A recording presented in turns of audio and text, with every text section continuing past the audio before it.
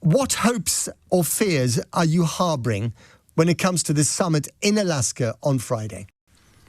Well, more fears than hopes, I would say, Matt, because it looks pretty clear that this is going to be a meeting between President Trump and President Putin, not including President Zelenskyy, at least in the first instance.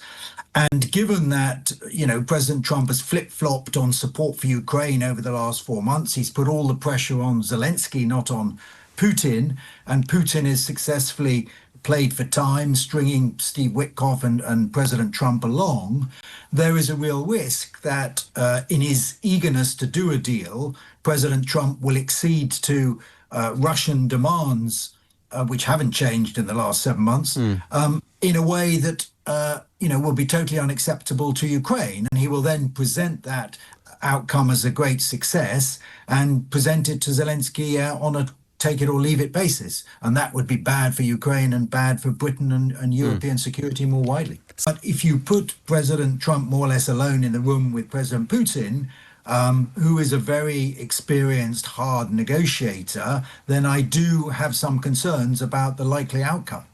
I guess the thing to remind Donald Trump is that, there can only be some kind of ceasefire, let alone peace, if the Ukrainians sign up to it, and they won't sign up to something which has them being thrown under the bus. Well, that is true, but equally, if he does sign up to something with Putin and then delivers it to Zelenskyy, and Zelenskyy says, no, that isn't acceptable, then we could expect President Trump to turn on Zelenskyy, as he has in the past, and say, you are responsible for this war continuing, and we will no longer provide you with weaponry, finance, etc. That is obviously the risk.